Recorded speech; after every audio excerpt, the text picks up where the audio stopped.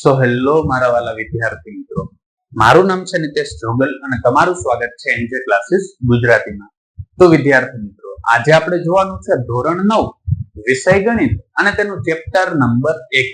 અને chapter number 1 ની અંદર જે સ્વાધ્યાય 1.3 છે તે અત્યારે આપણે જોવાનું છે. અને આના જેવા જ જે પહેલા ચેપ્ટરના જો દરેક વિડીયો તમે જોવા માંગતા હો તો ચેનલ પર જઈ ત્યારબાદ તેના પ્લેલિસ્ટ ની અંદર જશો એટલે ત્યાં ધોરણ 9 અને તેના વિષય ગણિતના જે કોઈ પણ વિડીયો તમે જોવા માંગતા હોય દરેક વિડીયો ત્યાં જોવા મળી જશે. જો પહેલા ચેપ્ટરના વિડીયો જોવા માંગતા હો તો ધોરણ 9 અને ચેપ્ટર 1 નામનું જે પ્લેલિસ્ટ હશે એના ઉપર ક્લિક કરશો એટલે પહેલા ચેપ્ટરના દરેક વિડીયો તમને ત્યાં જોવા મળી જશે. તો આ વિડીયો જોયા પછી એને પણ જરૂરથી ચેક કરી લેજો. તો અત્યારે આપણે જોવાનું છે સ્વાધ્યાય 1.3 અને તેનો દાખલા નંબર 6 કે જેની રકમ મને કંઈક આ પ્રકારે આપેલી છે કે જેમાં P અને Q ને એક સિવાયનો સામાન્ય અવયવ ન હોય તથા જેની દશાંશ અભિવ્યક્તિ શાંત હોય તેવા P ના છેદમાં Q, પછી કીધું છે Q does not equal to 0 એટલે Q ના સ્થાને 0 હોવો જોઈએ નહીં. કેમ કે Q ના સ્થાને 0 હોય તો એ નોટ ડિફાઇન્ડ આવે, એ અવ્યાખ્યાયિત પદ થઈ જાય એટલે ત્યાં 0 હોવો જોઈએ નહીં. આ એની ફરજમાં આવે એટલે એને લખેલું છે, એમાં કન્ફ્યુઝ થવાનું નથી. સ્વરૂપમાં સમય સંખ્યાના કેટલાક ઉદાહરણ લો જ્યાં P અને Q પૂર્ણાંક છે અને Q does not equal to 0 એટલે 0 ની આવવું ના જોઈએ અને પૂર્ણાંક સંખ્યા આવવી જોઈએ. શું તમે અનુમાન લગાવી શકો કે Q એ કયા ગુણધર્મનું પાલન કરે છે અથવા તો પાલન કરવું જોઈએ? Q ને કયા ગુણધર્મનું પાલન કરવું જોઈએ? કઈ વસ્તુ તમે એમાં ધ્યાનમાં રાખો કે જેથી તમને જે શાંત દશાંશ અભિવ્યક્તિ જોવા મળે? તો એ દરેક વસ્તુ આપણે અહીંયા જોવાની છે. તો જો આપણે એવી દશાંશ અભિવ્યક્તિના ઉદાહરણ આપવાના છે તો સૌપ્રથમ તો પેલું ઉદાહરણ લઉં. ધારો કે કોઈ ઉદાહરણ લઉં છું 1/2. બરોબર, 1 ને ધારો કે 2 વડે આપણે ભાગીએ, આ 1 છે એને હું 2 વડે ભાગું છું. 2 વડે ભાગવું એટલે અહીંયા પોઈન્ટ મૂકવો પડે એટલે અહીંયા 0 થઈ જશે. અહીંયા 2 50 કેટલા થઈ જાય? 10 એટલે અહીંયા આપણે કેટલા જોવા મળે? 0.5. હવે તે જ રીતે ધારો કે કોઈ બીજું ઉદાહરણ લઉં 1/5. હવે એને આ જ પ્રકારે આપણે જોઈએ. અહીંયા 1 રાખું ને અહીંયા 5 રાખું, પોઈન્ટ મૂકી દઉં, અહીંયા 0 મૂકી દઉં. 5 2 કેટલા થઈ જશે? 10 એટલે શેષ મળી ગયો 0. એટલે અહીંયા જવાબ કેટલો જોવા મળે? 0.2. ધારો કે એના પછીનું ઉદાહરણ લઉં જેમાં 2 અને 5 બંને આવતા હોય, 5 2 કેટલા થઈ જાય? 10. એટલે ત્રીજું ઉદાહરણ હું લઉં છું 10 નું, 1/10. હવે છેદમાં કોઈ પણ 10 હોય 100 હોય તો તમને ખબર જ છે કે પોઈન્ટ 1 આગળ આવી જશે એટલે આ શું થઈ જાય? 0.1. હવે એ જ પ્રકારે ખાલી 2 ના સ્વરૂપના એક ઉદાહરણ લઉં છું એટલે કે ચોથું ઉદાહરણ 1/, ધારો 2 2 કેટલા થઈ જાય? 4. એટલે બરાબર જવાબ શું જોવા મળે? 1/4 આપણે કરવાનું છે. 1 ને કેટલા વડે ભાગવાના? 4 વડે. તો જો અહીંયા પોઈન્ટ મૂકી દઉં, અહીંયા મૂકી દઈશ 0. હવે જોઈએ તો 4 2 કેટલા થઈ જાય? 8 એટલે વૈધા 2 ને અહીંયા મૂક્યા 0. હવે જોઈએ તો 4 50 કેટલા થઈ ગયા? 20 એટલે અહીંયા શેષ મળી ગયો 0. એટલે આનું સાદુરૂપ આપતા કેટલા મળે છે? 0.25. એ જ પ્રકારે જો 5 નું આપણે જોઈએ તો 5 નો 5 સાથે ગુણાકાર વાળું એક ઉદાહરણ લઈએ. 5 5 કેટલા થાય? 25. ધારો કે 1/25 લઉં તો 1 ને ધારો કે 25 વડે ભાગી નાખીએ. આ 1 છે એને હું ભાગું છું 25 વડે, અહીંયા પોઈન્ટ મૂકું, અહીંયા મૂકું છું 0. બરોબર, હજી આના કરતા નાનું છે એટલે 1 0 મૂકું. હવે જોઈએ તો 25 ચોક કેટલા થઈ જાય? 100 થઈ જાય એટલે અહીંયા શેષ મળી ગયો 0. એટલે અહીંયા જવાબ જોવા મળે 0.04. હવે આમાં જોવા જઈએ તો પેલા તો ગુણધર્મ કયો લાગુ પડે એ વસ્તુ તમને સરખી રીતે સમજાવું છું. આ તો મેં તમને અમુક ઉદાહરણ આપેલા છે. આના સિવાયના ઘણા બધા ઉદાહરણ લઈ શકો છો. P ની જગ્યાએ કોઈ પણ સંખ્યા લઈ શકો, Q ની જગ્યાએ કોઈ પણ સંખ્યા લઈ શકો, પણ Q માં કેવા પ્રકારની લેવી, ખાસ કરીને Q ની જગ્યાએ સંખ્યામાં ધ્યાન રાખવાનું. P ની જગ્યાએ P ના છેદમાં Q સ્વરૂપે તમે દર્શાવ્યું હોય તો P ની જગ્યાએ તો કોઈ પણ સંખ્યા હાલે, પણ Q ની જગ્યાએ કેવી સંખ્યા લેવાની જો એક ખાસ યાદ રાખજો. તો જો આની અંદર આપણે શું જોવાનું છે કે Q ની જગ્યાએ એવી સંખ્યા લેવાનું છે કે જેનો સામાન્ય અવયવ કાં તો 2 હોવો જોઈએ, કાં તો 5 હોવો જોઈએ અથવા 2 અને 5 બંને હોવો જોઈએ. આમાંથી કોઈ પણ જો અવયવ એનો હશે, કોઈ પણ એક સામાન્ય અવયવ કહું છું. ધારો કે આની અંદર મેં 4 લીધા તો 4 ને આપણે સામાન્ય સ્વરૂપે લખીએ તો 2 × 2 કેવાય? અવિભાજ્ય અવયવ કહીએ તો એટલે આમાં 2 આવે છે. ધારો કે 25 લખ્યા તો એને 5 ગુણ્યા 5 કહેવાય એટલે 2 આવે. ધારો કે કોઈ હું છેદમાં ધારો કે 100 લખું, બરોબર, તો એના જો આપણે સામાન્ય અવયવ કરીએ તો જો આ 100 છે એના અવિભાજ્ય અવયવ કરી 2 વડે ભાગીએ તો 50, પાછા 2 વડે ભાગીએ તો 25, પછી 5 વડે ભાગીએ તો કેટલા આવે 5 અને 5 વડે ભાગીએ તો 5. એટલે આમાં 2 એ સામાન્ય અવયવ આવે છે અને 5 એ સામાન્ય અવયવ આવે છે. તો એનો જે દશાંશ અભિવ્યક્તિ છે ને શાંત મળશે. ધારો કે એ પ્રકારનું ઉદાહરણ લખી નાખું કે કોઈ હું લખી નાખું કે 2 ના છેદમાં 100 આવું લખી નાખું. તો આનો જો આપણે પોઈન્ટ કાઢીએ તો શું થશે કે 2 અંક આગળ જશે એટલે 0.02 જવાબ મળે, બરોબર. એટલે એનો મતલબ એવો થયો કે q ના સ્થાને અહીં જે છેદમાં છે ને હંમેશા કેવું પદ લેવાનું કે જેનો સામાન્ય અવયવ કાં તો 2 હોવો જોઈએ, કાં તો 5 હોવો જોઈએ, અથવા 2 અને 5 બંને આવે તેવું હોવું જોઈએ. જો એવું હશે ને તો જ એની દશાંશ અભિવ્યક્તિ શાંત મળશે. એના સિવાયનું કોઈ પણ પદ લેશો કે જેમાં 2 કે 5 કે 2 અને 5 માંથી ક્યાંયથી કોઈ પણ પદ ના આવતું હોય તો એની દશાંશ અભિવ્યક્તિ શાંત નહીં જોવા મળે. કાં તો એ અનંત આવૃત હશે અથવા અનંત અનાવૃત હશે. એટલું યાદ રાખવાનું. શાંત લેવી હોય તો 2 અને 5 એના અવયવો આવવા જોઈએ જ. એટલું ખાસ આની અંદર યાદ રાખવાનું છે. એટલે આના પરથી આપણે એવું લખી શકીએ કે આમ p ના છેદમાં q ની દશાંશ અભિવ્યક્તિ ત્યારે જ શાંત જોવા મળે જ્યારે q ના અવયવ 2 અથવા 5 અથવા 2 અને 5 બંને મળે, બરાબર. કાં તો 2 મળતા હોવા જોઈએ q ના સ્થાને, કાં તો એના અવયવમાં 5. જો ખાલી 2 હોય એવું નથી કહેતો, એના અવયવમાં 2 હોવા જોઈએ અથવા અવયવમાં 5 હોવા જોઈએ અથવા અવયવની અંદર 2 અને 5 બંને હોવા જોઈએ. જો આ 100 છે તો એની અંદર 2 ને 5 છે. ધારો કે હું અહીંયા 10 રાખું તો 10 ની અંદર 2 ને 5 બંને છે, બરોબર. તો એની અંદર એટલું યાદ રાખવાનું. એટલે જ મેં તમને પેલું ઉદાહરણ એમાં 2 વાળું આપ્યું, પછી 5 વાળું આપ્યું, પછી 2 અને 5 વાળું આપ્યું, બરોબર. આ ખાલી છેદનું સૌથી વધારે યાદ રાખવાનું થશે. અને એ જ પ્રકારે આમાંથી કોઈ પણ ઉદાહરણ તમારે બનાવવા હોય તો બનાવી શકો છો.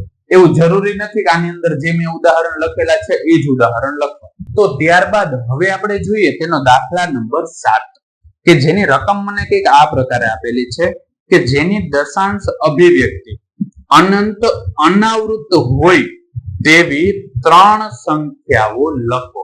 હવે જેની દશાંશ અભિવ્યક્તિ અનંત અનાવૃત હોય, અનંત અનાવૃત નો મતલબ શું થાય કે જે સંખ્યા હશે ને અસમય સંખ્યા હશે એવા મારે ઉદાહરણ આપવાના છે. હવે જો એટલી તો વસ્તુ મને ખબર પડી ગઈ કે અનંત અનાવૃત હોય તેવી સંખ્યાઓ એટલે કે અસમય સંખ્યાઓ થશે અને તેના ઉદાહરણ લખવા છે. તો પેલું ઉદાહરણ કોઈ પણ પ્રકારે લખી શકાય. અનંત અનાવૃત 1.01 1.001 પછી 1.001, બરોબર. આ પ્રકારનું થાય છે. જો કોઈ પણ પ્રકારના અંક રિપીટ નથી થતા આ વસ્તુ વધતી જાય છે. એટલે આવું એક ઉદાહરણ આપી શકાય. ધારો કે બીજું ઉદાહરણ આપું તો 2.1 2 1 2 3 1 2 3 4 આ રીતના કોઈ પણ અંક આપણે આપી શકીએ. આની અંદર જો તમે નોર્મલ પેટર્ન બનાવવાની હું એટલા માટે કહું છું કેમ કે આગળ જતા કોઈ પણ સ્વરૂપે ભેગી થાય ને એવું જોવા નથી મળતું કે સમાન જોવા મળે. અહીંયા કઈ એવું નથી જોવા મળતું 12 12 12 12 એવું નથી આવતું. જો આમાં કઈ અંકમાં પાછા ફેરફાર થતા જાય.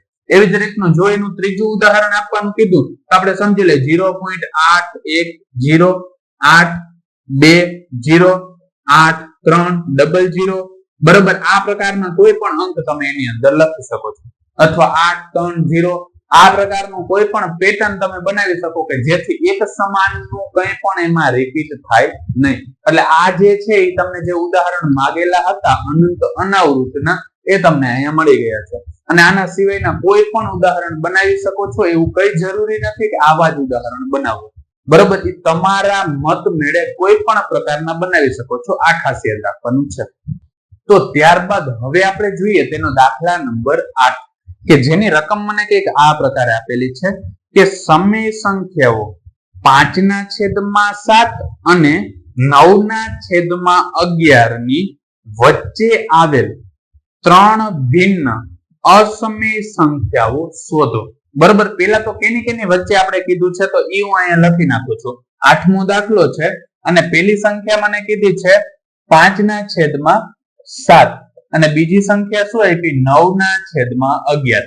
આની વચ્ચે આવતી હોય ને એવી અસમય સંખ્યાઓ લખવાની. તો આની વચ્ચે આવતી હોય એવી અસમય સંખ્યાઓ લખવી હોય તો કેવી રીતે લખી શકાય? તો જો પેલા તો છે ને હું 5 ને 7 વડે ભાગી નાખું છું.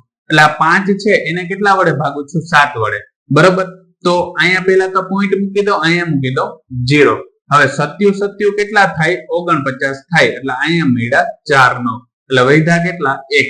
હવે હું અહીંયા પોઈન્ટ મૂકેલો છે એટલે 0 મૂકું. 7 એકુ કેટલા થશે? 7. એટલે વધ્યા કેટલા આપણી પાસે? 3. હજી જો આગળ આપણે સાદું રૂપ આપીએ તો અહીંયા મૂકી દઉં છું 0. હવે 7 ચોક કેટલા થાય? 28 થાય. એટલે વધ્યા કેટલા? 2. હવે અહીંયા મૂકી દઉં છું 0. હવે 7 દુ કેટલા થાય છે?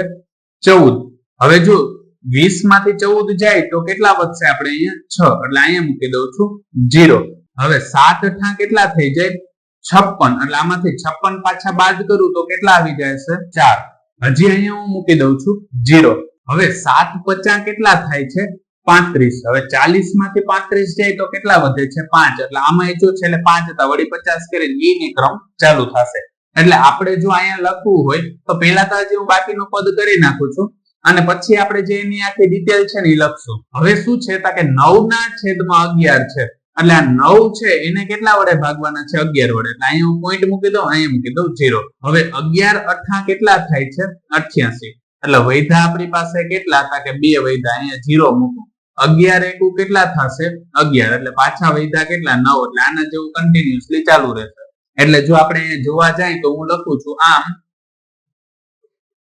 5/7 બરાબર મને કેટલા જોવા મળે? 0.714 285 અને એની ઉપર આવશે 12 કેમ કે આ કન્ટિન્યુઅસલી આ વસ્તુ ચાલુ રહેશે એટલે ઉપર 12 લઈ પડશે. અને એ જ પ્રકારે જો આપણે જોઈએ તો 9/11 બરાબર શું થશે? કે 0.8112 એટલે 81 આ વસ્તુ કન્ટિન્યુઅસલી ચાલુ રહે છે. હવે આ બંને વચ્ચેની 3 અસમય સંખ્યાઓ આપણે શોધવાની છે. એટલે હું અહીં લખું છું આ બંને વચ્ચેની 3 અસમય સંખ્યા આ મુજબ છે. હવે અસમય સંખ્યા કઈ આવશે? તમારે એટલું યાદ રાખવાનું છે. અહીંયા 7 છે, અહીંયા 8 છે. બરોબર. અહીંયા 1 છે ને અહીંયા 1 છે. એટલે શું થશે કે અહીંયા તમારે શું જોવાનું? 7 અને 8 ની વચ્ચે એટલે 70 ને 80 ની વચ્ચે અથવા તમે જો તો 71 ને અહીંયા શું છે? 81 છે. તો 71 અને 81 વચ્ચેની સંખ્યાઓ તમારે બનાવતી જવાની. એટલે જો હું અહીંયા બનાવું તો પેલી સંખ્યા બનાવું 0.71 પછી શું આવે? 72 આવે. એટલે હું અહીં લખી નાખું 7201 પછી લખું 720001 પછી લખું વળી 72001. આ પ્રકારની કોઈ પણ સંખ્યા હું લખું જે કેમાં આવશે? અસમય સંખ્યામાં આવે છે. અને આ અનંત અનાવૃત છે એટલે આપણે અસમય જ કહીએ છીએ. એ જ પ્રકારે ધારો કે બીજી સંખ્યા લઉં છું તો 72 ની જગ્યાએ હું લઈ લઉં છું 73. તો 7301 અથવા લખી નાખી 7302 પછી લખી નાખું 7303. આ પ્રકારની કોઈ પણ પેટર્નમાં તમે બનાવી શકો છો. એવું જરૂરી નથી કે એ જ પ્રકારનો બનાવવું. ત્રીજી સંખ્યા આપણે લખીએ તો જો ત્રીજી સંખ્યા 74 લખી નાખું, 75 લખી નાખું, 76 77 78 79 80 આ પ્રકારની કોઈ પણ લખી શકો. પેલો અંક એટલા માટે કહું છું કેમ કે આમાં જે પેલા 71 હતું આમાં 81 હતું.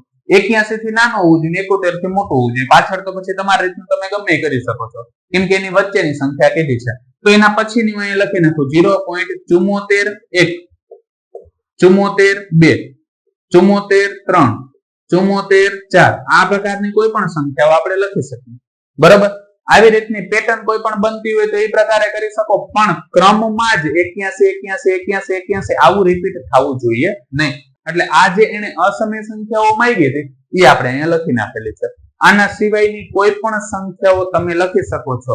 બરોબર. આની વચ્ચેની અસંખ્ય સંખ્યાઓ લખી શકાય છે કેમ કે આ પાછું શું છે કે કન્ટિન્યુઅસલી રિપીટેડ થાય રાખે છે. કદાચ શાંત હોત ને તો એ સંખ્યા થોડીક લિમિટ આપણે કરી શકીએ, પણ તોય એમાં અસંખ્ય સંખ્યાઓ જ મળે. અને આમાં શોધવું તો સાવ સહેલું છે. તમારી રીતનું કોઈ પણ ઉદાહરણ તમે આની અંદર આપી શકો છો. અને છતાંય આમાં જો હજી કોઈ પણ જગ્યાએ તમને કોઈ પણ પ્રકારનો પ્રશ્ન રહી જતો હોય તો કમેન્ટ સેક્શન ની અંદર કમેન્ટ કરીને જરૂરથી કહી દેજો. તો વિદ્યાર્થી મિત્રો આજ માટે બસ એટલું જ. જો તમને અમારો આ વિડીયો પસંદ આવ્યો હોય તો વિડીયોને લાઈક કરીને ચેનલને સબસ્ક્રાઇબ કરવાનું ન ભૂલતા, કારણ કે જ્યારે તમે વિડીયોને લાઈક અને ચેનલને સબસ્ક્રાઇબ કરો છો ત્યારે અમને મોટિવેશન મળે છે અને આ જ પ્રકારના વિડીયો અમે તમારા માટે બનાવી શકીએ છીએ. ધન્યવાદ.